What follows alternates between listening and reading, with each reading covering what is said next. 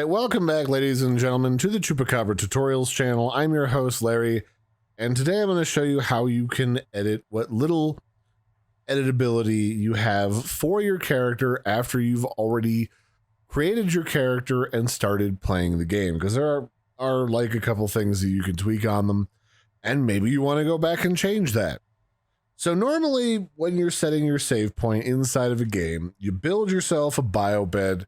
You walk up, you click on it, it's assigned to you, and you never think about it again, because why would you? This is your spawn point. What else would you need this for? And one of the things that I think a lot of people don't realize is that there's the ability to click it twice in order to change characters. So you can look like this woman, or you can be this guy, or this woman, and you can pick whichever one or tweak between them. Because I guess pretty soon we're going to start getting more customization and more cosmetic changes that we can make to our Pioneer. And then you can tweak what color your suit is.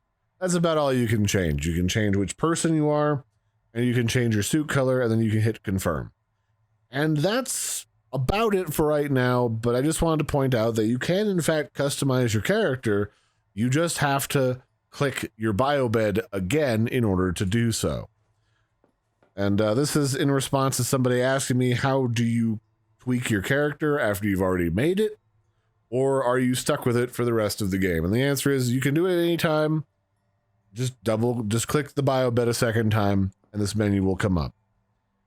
Although I did this by accident when I first started the game, thinking that I had somehow forced myself to like restart or something. So there you have it.